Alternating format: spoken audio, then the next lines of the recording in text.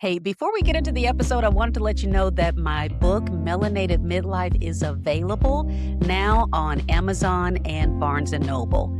This is the manual that you have been looking for so that you can design a midlife season exactly as you deserve it. So get a copy for yourself and then share it with other midlife baddies that are in your circle. I can't wait to hear what you think about it. All right, let's get back to the episode. Hey there, I am so glad that you landed here today because you are about to meet, I'm going to say, the future doctor, April Autumn Sparks, who is a sex therapist. And even with me saying that, you're probably like, ooh, that sounds juicy. It doesn't even limit what she has to offer just to that title. There are so many things that I was able to learn from April Autumn in this conversation because she helps couples with intimacy, with strengthening their relationships, and really understanding how those of us like myself that are well seasoned and a little bit mature just peel back some layers of who we are and how we perform and show up for ourselves in this particular stage of our lives. So if you are wondering about all the different ways that you can strengthen your relationship and how you can show up better for yourself and for your partner, then April Autumn Sparks is somebody that you definitely need to meet. So stay tuned for this really great conversation. Hey, everybody. Welcome to another episode of the Melanated Midlife Podcast. You are in for a treat. And I think I say that a lot, but this lady, and I'm going to just give the background. I'm so sorry because she and I have kind of been navigating calendars, navigating zip codes. Oh, shoot. It's been a few months, but I am joined today by April Autumn Sparks. And I'm going to say, by the time this airs, who knows, maybe she'll be Dr. April Autumn Sparks because that's her business that she's working on right now. And she has taken time out of her busy bi-coastal schedule to talk to us because, folks, she is a sex therapist. And I will tell you that that excites me. It intimidates me because there is nothing that is more intimate than talking about your sex life. But I think what probably got me so into this, we actually met in person many moons ago. Good Lord, I don't even know how long ago it was. But you said something about helping couples heal their love story. Mhm. That just you know that like cartoons where flowers are fluttering down from the sky and everything. I The think that was the vibe. rainbow and the butterflies and the Yeah, sunshine and all all of of that just that. comes out at the same time. Yeah, so I was like, I want to learn more. And instead of just inviting her out for coffee or wine, I was like, why don't you just come on the podcast and we'll record it? So, April Autumn Sparks, welcome to the Melanated Midlife. Thank you. It's a pleasure being here. Yes. Well, let's jump right in Let's because go. I want to know, as I ask all the time, what does midlife mean to you? Because we want to hear your story.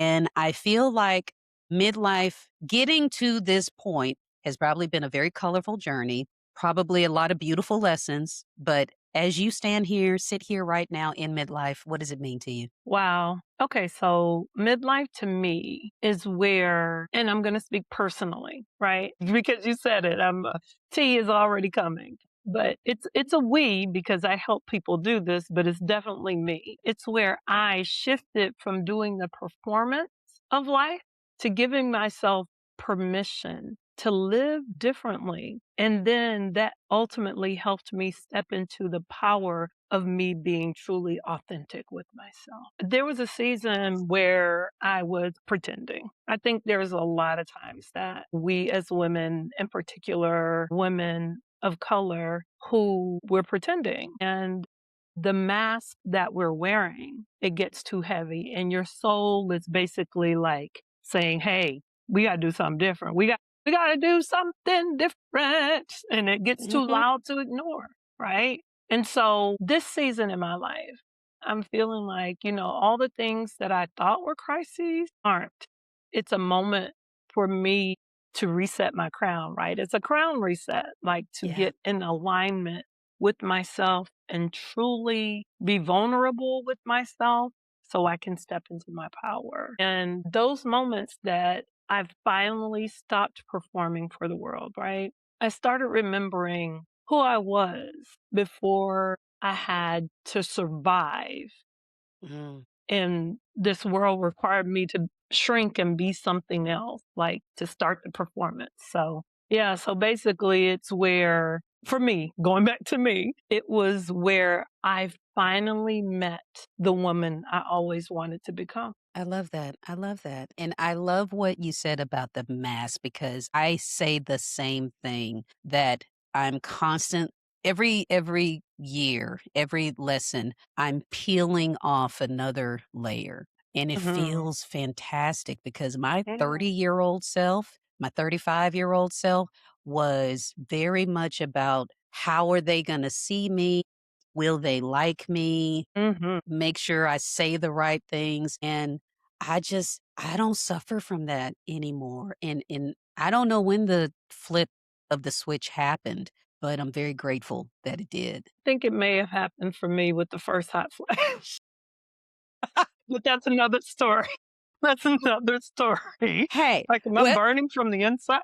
Anyway, sorry. because you don't when it happens, we've heard the hot flash and everything, and I think that's the only thing we hear about with midlife Right. is that you're all of a sudden gonna have hot flashes. We don't talk about the rest of the stuff, and it's like I had a rant on another episode talking about my menopause symptoms, and I was saying it's kind of like under the hood of the car, all of your Mhm. fluid levels are gone. Yes. Where every place you can dry up, you Yes. that is You will dry menopause, up. and as I don't have any other way to describe it, and so That's actually perfect. yeah, That's a great yeah, one. I might have to so use that one now. it might be a little graphic. I don't know any other way to be, but That's no, let's that's it. I wanna know a little bit more about your professional and personal background because Yeah. to limit your bio down to the fact that, number 1, you're a PhD candidate, so props, and I'm sending Thank you you. all the good vibes because I know you were on the very tail end of it. So just get out there and do your thing. I know you'll be Thank you. successful. Yeah. And Thank you. to limit your title as like, "Oh, she is a sex therapist." That's one piece, but you have a bigger entre whoop, entrepreneurial journey. Folks, if I can edit Yes. that out, I will, but I'm pretty sure that It's I just need to okay. leave it in there. So, tell us more about what you are doing. What are you changing about this world with your work? Wow, that's a loaded question, and that's so big. So, yeah. So, I'm by profession, I'm a licensed clinical social worker, right? You mentioned I'm a certified sex therapist. I like to say I'm an intimacy alchemist. Oh, I like that better. Okay. Yeah. And so a lot of my work historically had been around sex, but in a different way. It was more so focused on sexual violence, like really Mm, educating folks, universities, in corporate settings, and in nonprofit organizations about sexual violence, sexual assault, sexual harassment, all of those types of things, right? And I got tired of that mm, because there's not a lot of joy in sexual harassment. Hello, that's okay. and Yeah. so there was a pivot there. And so I pivoted to pleasure. And I felt like that was very interesting because in the African American community, there's no middle ground to talk about pleasure. It's either hyposexual or hypersexual, right? And a lot of the conversations, whether it was in church or whether it was on university campuses, there was always this separation and nothing about pleasure, Mm, about getting into your body and experiencing things, right? And so even when I was talking to people about sex, it was like they left their body and this thing happened and then they came back. I'm like, wow, that's interesting. It's very interesting. mhm. And then, as you've noticed, like talking about sex, people get really nervous and intimidated. All right. Yeah. Yeah. And so most of my work lies between the intersections of science, the spirit, and sensuality, right? Specifically for folks in the African diaspora, even though I've talked to lots of folks adjacent to as well. So holding space for Black men, Black women, Black couples, singles, all the things to really restore softness, emotional wealth, right? Mm, That's a whole nother conversation. gotcha. Yeah. Intimacy and identity, all of those things kind of go together. And so when I embarked on this journey, it started with just women, establish her. So if you Google me, establish her will come up. So establish her was my first iteration of really having women focus on themselves first. Because what we tend to do is we build up everybody else. We do all the things for everybody else, and then we're Yeah. exhausted, right? We're Right. like, "Oh gosh, I don't have any time to do anything for me. I just wanna sleep." Right? And so my thought is, if we first establish ourselves, love ourselves, give to ourselves, pour into ourselves, our relationships will be better, our family will be better, our community will be better, the world will be better because we established ourselves first. Because in the back of my mind, but that's another conversation. So You that that's was right.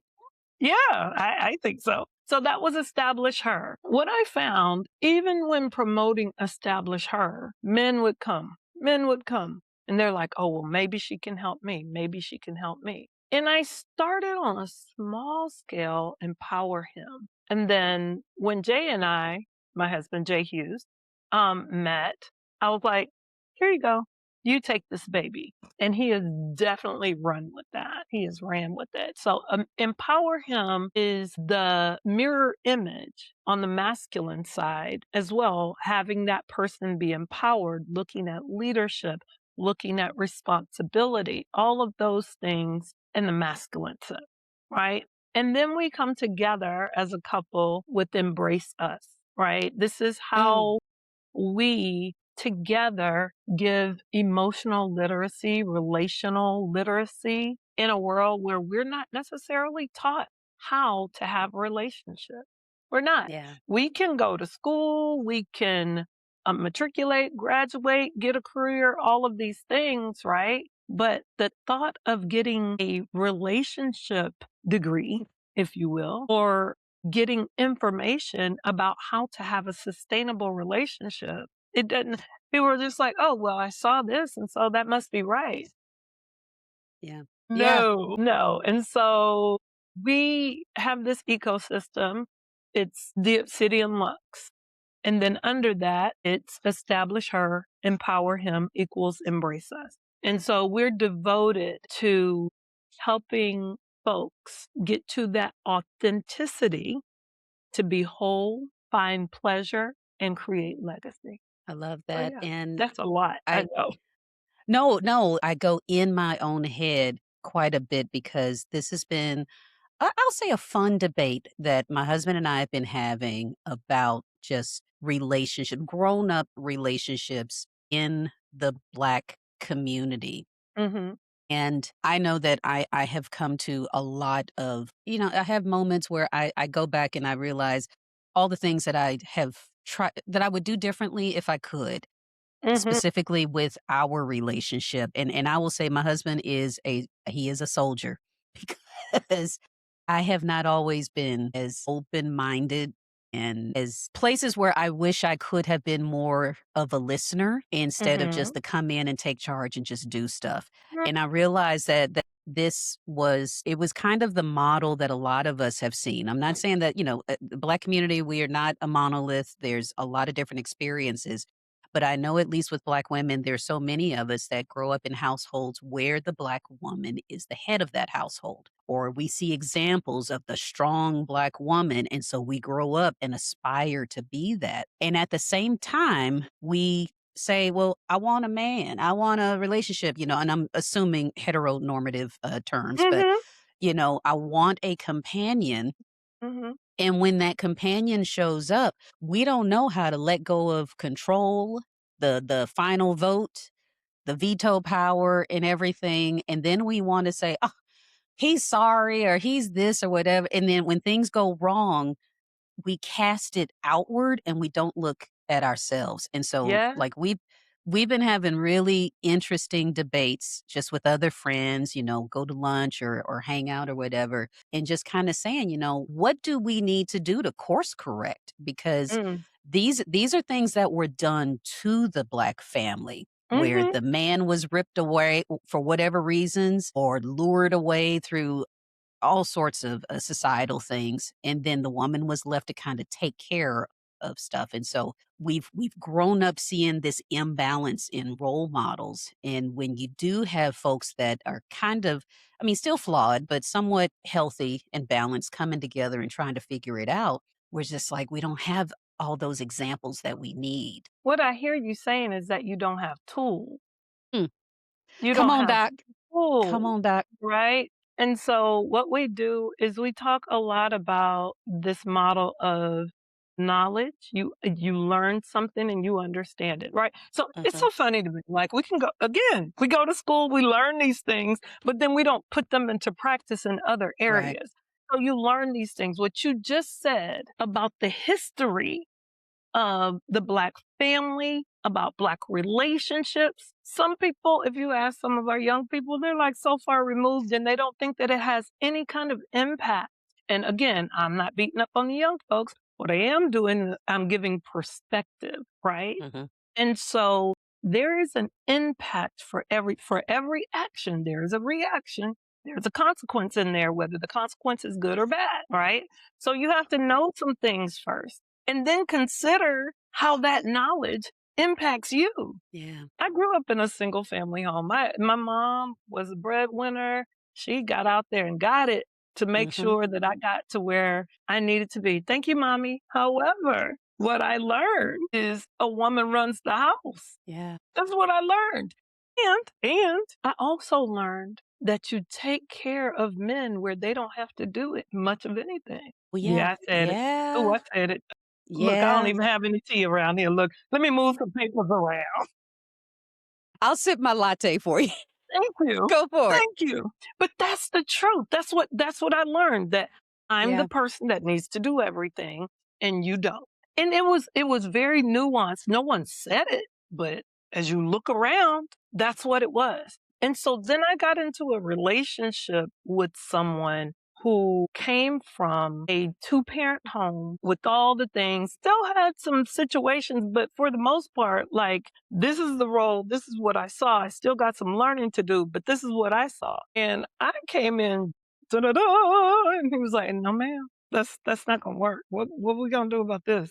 I mean, you can do that. That's fine. But then we're not gonna be together. And that's just real. And I think a lot of times people don't want to say the real. And Yeah. I needed to hear, you're controlling. And sit Hmm. with that.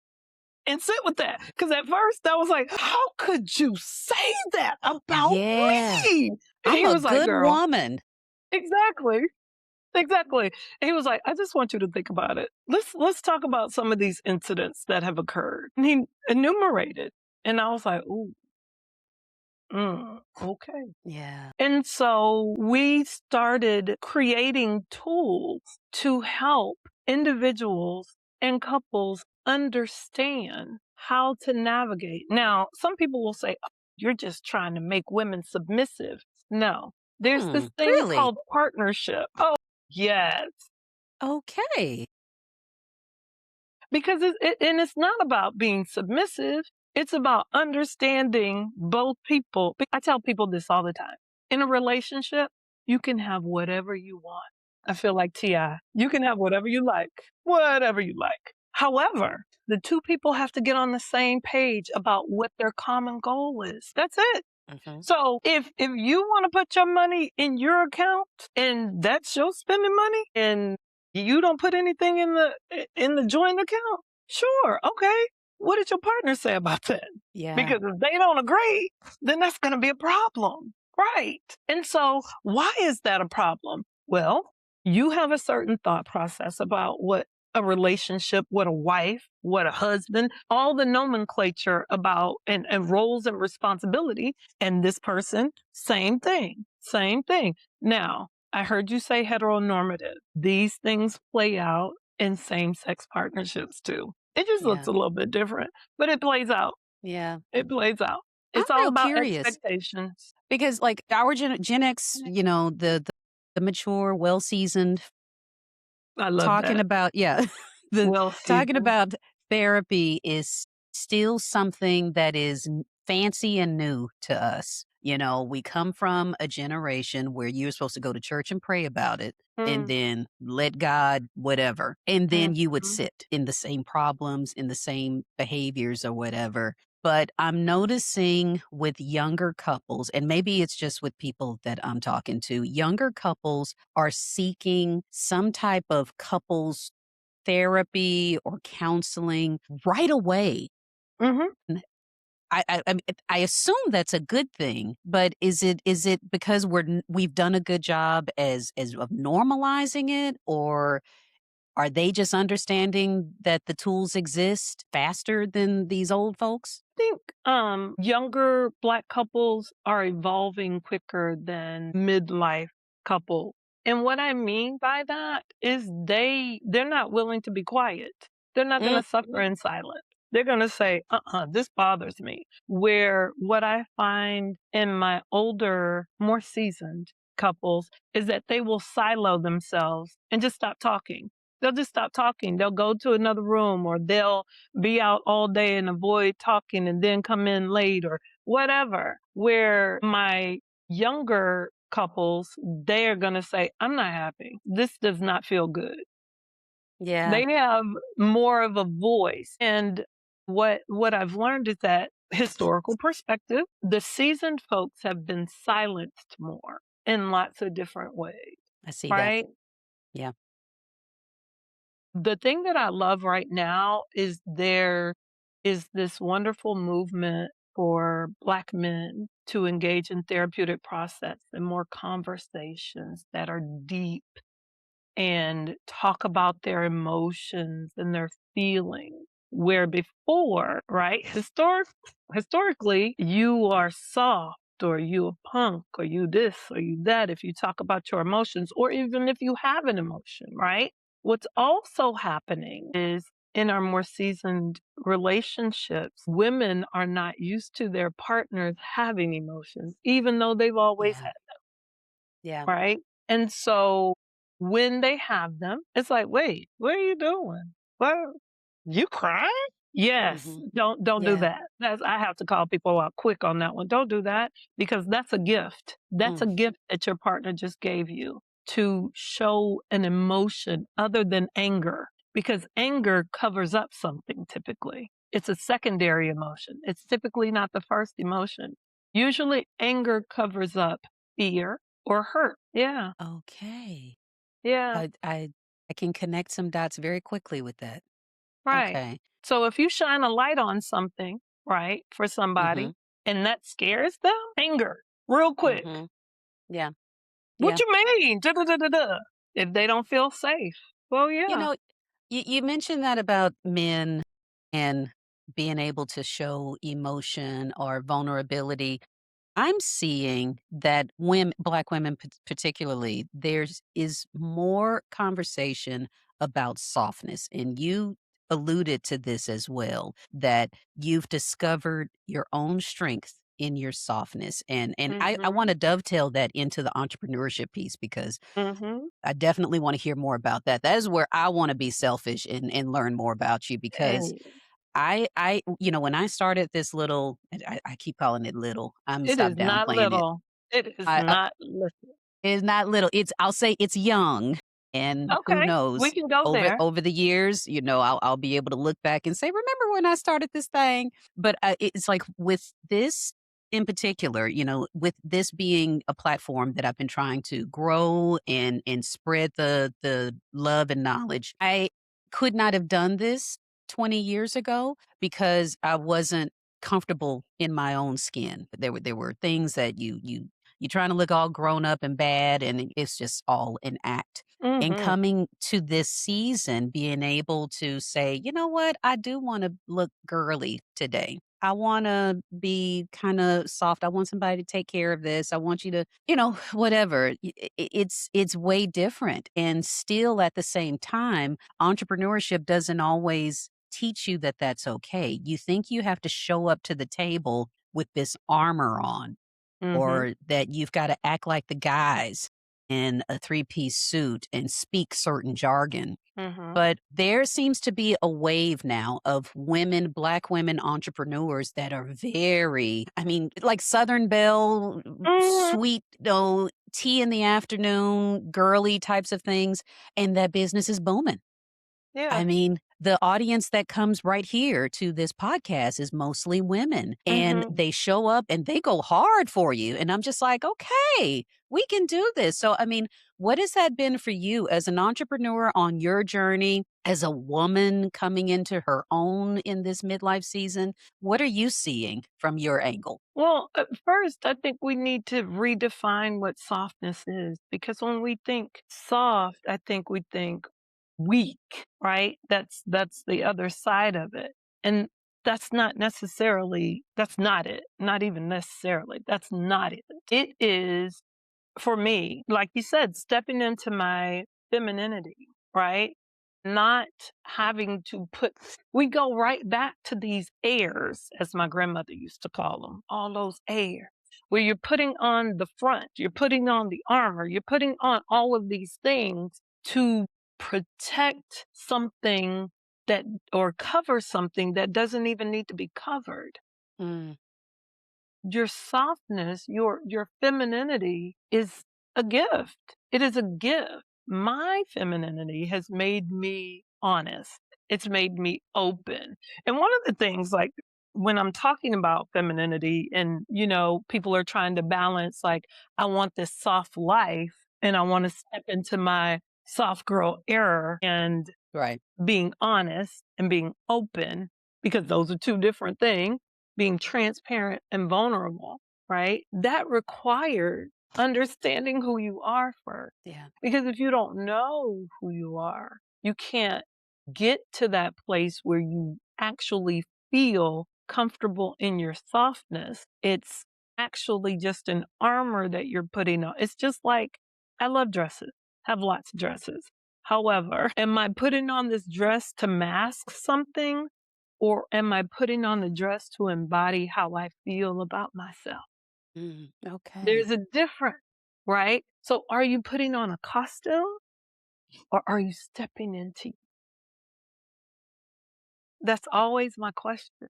Are you Yeah. stepping into you? Because you is the only person that you can be. Like everybody else is taken. Yeah. Well, and I'm also curious about how this plays out with you Right. being in business with your partner. I mean, I know that there's all sorts of layers to that. My husband, oh God, I'm gonna mess up on camera. I think let me do the math. I think we've been married 24 Honey, years. it's okay. He remembers, I never remember. It's been a whole lot of years. It's okay. But what is that like being in business with your partner? And I mean, where does it end at any point at 8 o'clock at night watching TV? Are you still talking business or what? I don't know that we're talking business. First and foremost, one of the things that a relative of ours said, they were around us and we were just being like it was a family function and we were talking and blah, blah, blah, and, milling around. And someone came to us and like, y'all talk like this all the time for real? And I was like, yeah. And he looked at me, he was like, yeah, pretty much. Like, what's the problem? And so I say that to say we have lots of conversations about lots of different things. And it doesn't always relate to relationships. It could relate to he's a political person. I'll listen, but that's just not my thing. Wrestling, we'll talk about wrestling. I grew up on wrestling. I mean, we're talking about everything. And so I'm always curious to know with people who are partnered, like, if there's dead silence in your house, and I understand there's pause, right? Sometimes you gotta go do your own thing. But when y'all aren't talking about anything, Yeah. nothing. Ain't got nothing going on. No, no, no conversation. I'm Uh, always curious, like, what's going on? What are you really feeling? Right. And so going back to that, do you all talk like this all the time? People are like, do you talk about your feelings? It's the practice. mm, It's the practice. Because how can I be an intimacy alchemist if I'm not being and practicing intimacy, right? yeah, How can I be a doctor if I'm not practicing? Like all of those, it's the same thing. And so I have to be in a position, and we have to be in a position where we can be open and vulnerable and honest with each other. And for me, this is a season in my life that I have to be authentic. And if this isn't authentic, then I can't do my work. There's no possible way. And so I remember when we started on this venture, he was like, so you're asking if I can be vulnerable like this with people 24/7. And I was like, yes and no, but yes. yeah, And he was like, yeah, okay. It's like you have to actually walk this walk. And I find it funny because when we talk about stars and other folks, we're expecting this picture of them on the red carpet to be them. Like when people started hearing things about Will and Jada, I'm not about to get into their business, yeah, but they were like, ooh. And I'm like, yeah. they're people. The They're humans. people. Yeah, Do they have someone helping them navigate a relationship? You yeah. just see this image of them and that's it. And you assume that it's just wonderful. But Uh-huh. again, do they have the tools? That's Mm, always my question. Do they have the tools? And so I would say being in business with him is like utilizing tools and strategies every day. Now, am I going to lie and say, oh my gosh, it's amazing every day? He's amazing. He's amazing. He is an amazing person. However, we have bumps. I think everybody has bumps. It's how you handle the bumps in the road, yeah, right? yeah, And so, how do you navigate that? And so, we've been really intentional about how we handle the bumps in the road. And our passion, our goal is to help folks create a blueprint in navigating your journey, right? yeah, I don't say my way is right. That's it. Because my way isn't right. Because I'm not in your relationship, right? yeah, I'm helping you figure out what's going to be the best path for you in your relationship and utilizing tools and strategies along the way. Like what's going to happen when you have a flat tire on the side of the road, yeah. right? What do you do? Yeah, What do you do? What do you do? So, it's so true. So true. And I'm thinking, but back to just in general dealing with couples and having those intimate conversations. I've said one thing over and over again that every marriage has secrets. And that's something that again, talking about Will and Jada or Oprah and Stedman, insert whoever you think are relationship goals. And mhm, I'm always quick to say, yeah, we get that photo of them on the red carpet, tuxedo, beautiful dress, whatever. And we're like, "Oh, they look so cute together. I bet that mm, marriage is strong."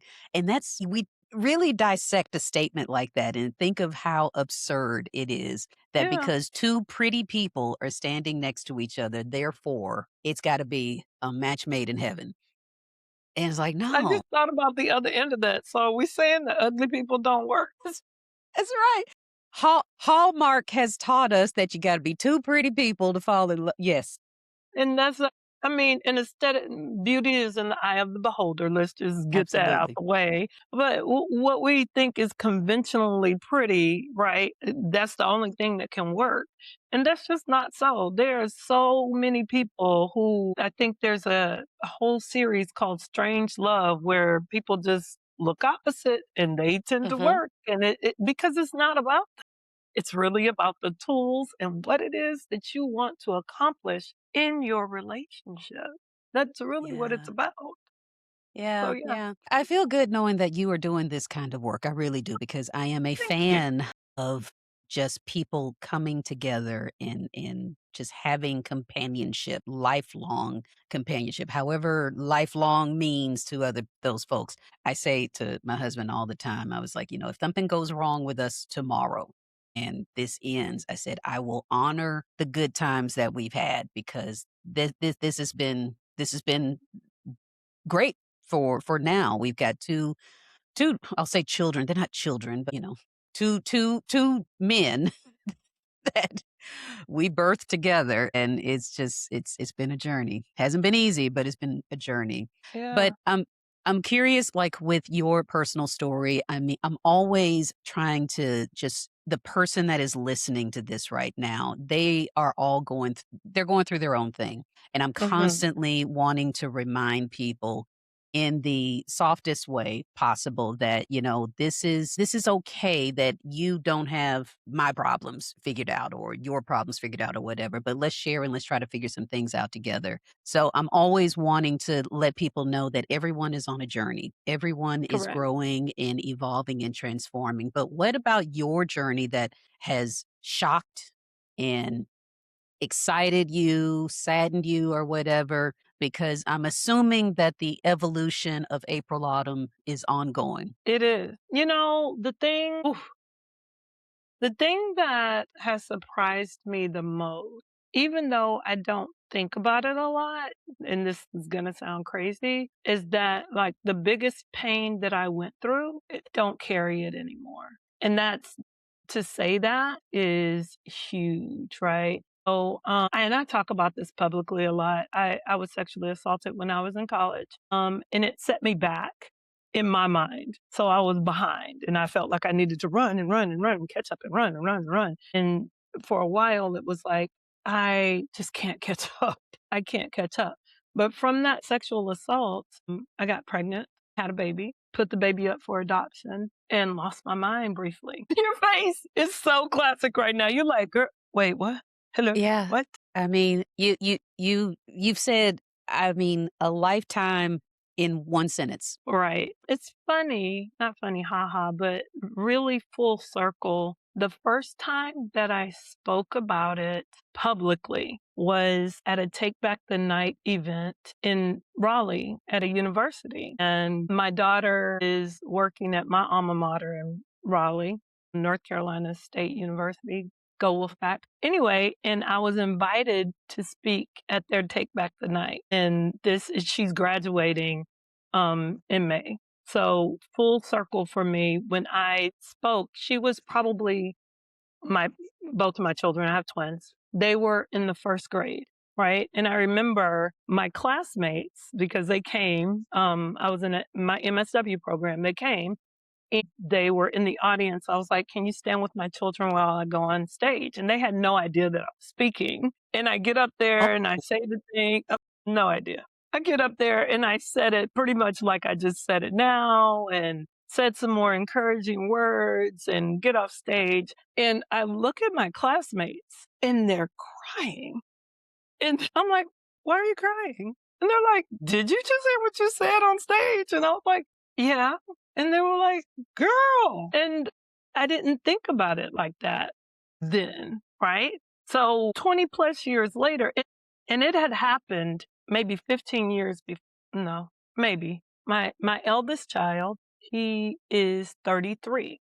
And so, semi-open adoption. So that was difficult. I think about it, but I don't think about it every day. And it Mhm. doesn't consume me the way that I thought it would. I thought, because my heart literally broke a couple of times, a couple Yeah, of yeah. times. And if we really talk about expectations and family and friends and what people think about you and how you should perform and how are you saying that this person did this to you? And we're not even talking about that part because to me, that part doesn't even matter. It happened. Okay, fine, whatever. I now have to focus on this child at 19, 20. I don't want to be a mother. And Mhm. but saying that as a Black woman, that's like sacrilege. Let's talk about that, So right? true. Yeah. And then you made your bed, just lay in it and da da da da. And you was out there doing da da da da da. Child, it was a lot. And so lost friends, lost family, lost a lot of things.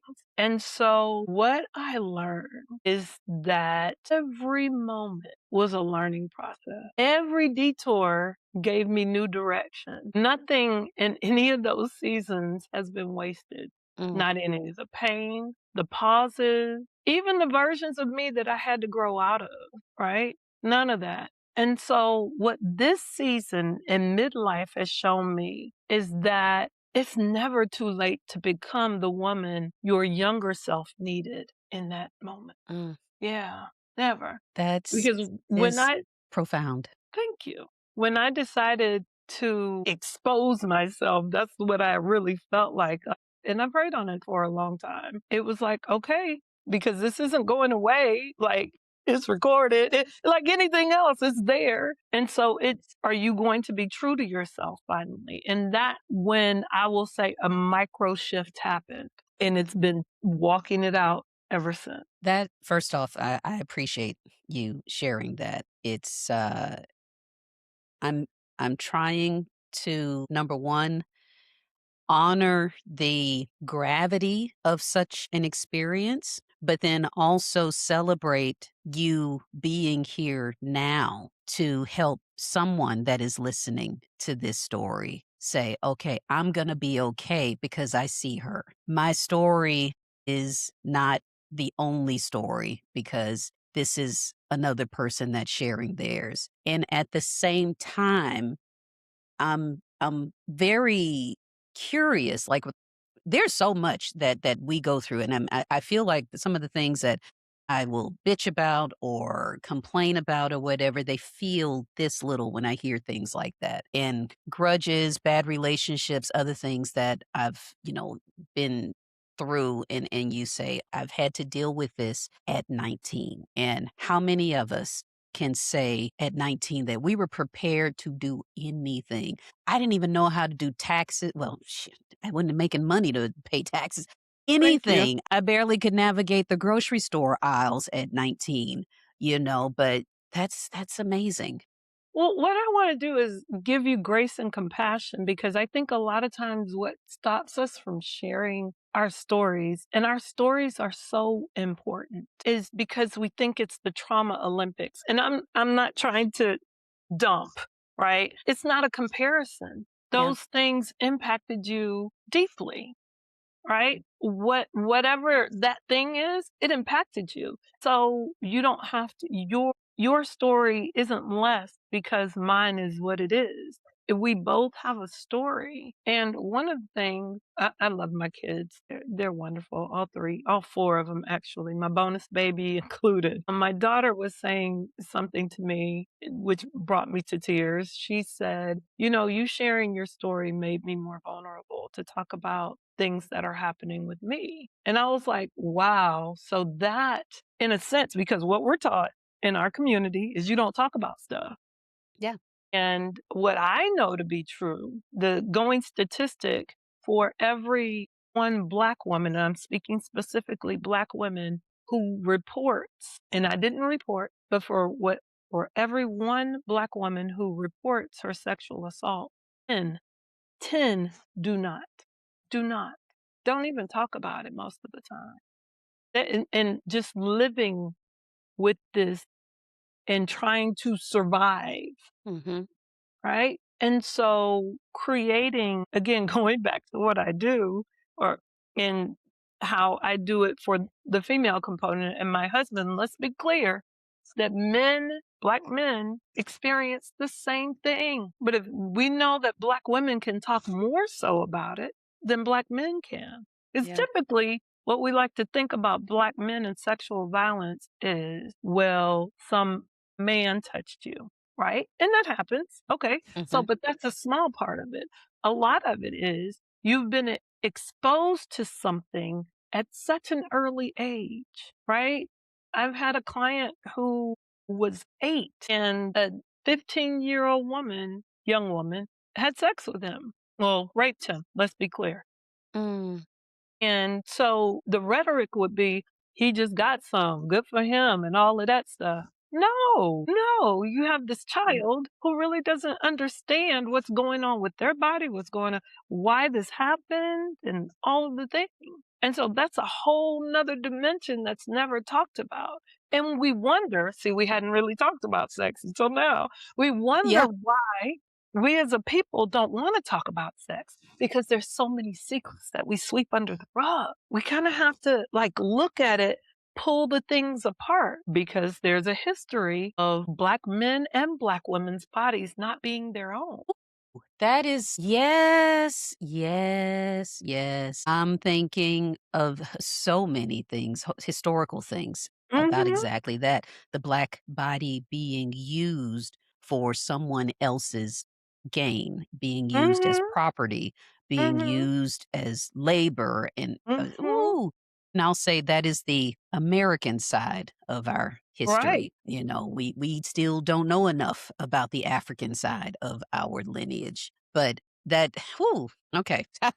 I would love to Right. dig deeper into that. I'm very curious before I forget my thought about, different, people's experiences coming together in a union and then they come to therapy. And now that people, I assume, are talking more openly about where their struggles are and, like you said, seeking tools to be whole, to be healthy in a relationship. Are these stories coming out through that mechanism of coming to a therapist as a couple individually or whatever? Or is it discovered in that moment? Or do they know, hey, I've been through this, therefore I'm gonna seek somebody out? I think a lot of times, again, going back to this road and the mask and all the things performing, typically to get in a marriage, people are performing. We've heard this a lot. The first 3 to 6 months, you're meeting somebody's representative, right? And some Mhm. people keep it longer, they keep it longer. Yeah. And until you can't do it anymore, this is not working for you. And so a lot of time, what I help facilitate is someone telling someone else some of the things that have happened to them. Or the partner knows kind of ancillarily something happened, but I don't know exactly. And so this is impacting how they engage with each other. And I'm not just, a lot of people just put it into sex, but how I'm communicating with you, how I may be, intimacy, just into me you see. That's what we call it. Into me you see, right? Okay. The vulnerability to be able, for me to be able first to see into me, and then for me to be able to show you and let you see into me, right? Love it. I love And that. so it's unearthing all of these things that have been planted within us on our journey. I say this a lot in therapy. This is kind of like the cornerstone. Between the Mhm. age of 0 to 18, we learn a lot of things about a lot of things. We're like sponges that soak up everything, right? And then at 17, 18, we're positioned to launch into the world, right? So I don't think people really think about how impactful 0 to 18 is. That's the foundation of everything you do. Yeah. And if you're not looking at your foundation, just like a house, you'll start having cracks. Yeah. Ooh, I would one day, and I'm naming some one day. You're gonna come back after you were done with Ooh, PhD season, and yes. I've got so many things just about relationships that I would love to Mhm, dive into. Like, mhm. I wanted to introduce you to the melanated midlife community here so that they could, number one, know that, like I say, the tools, the people, the experts exist in this space. And I want to give you an opportunity to tell everybody how to connect with you, but also just to start to kind of open the door of what other conversations need to be had. Because I'm sitting here listening to you, and like I said, I want so bad to say, well, let's talk about me. I got questions. And I'm like, no, no, no, no, girl, shut up. It ain't about you. Not yet. But this has been so informative and there's so many more things that I really want to talk about. So number one, thank you for being the expert and sharing just a little bit of all of the things that we could delve into. But before we let you go, I do want to give you a chance to let the community know how they can reach out to you, how they can follow you, because you got a lot of things going on. So they could just say, hey, tell me how to give me her number because I'm going to get DMs after this. And let's just let them know now how they can get in touch with you. Awesome.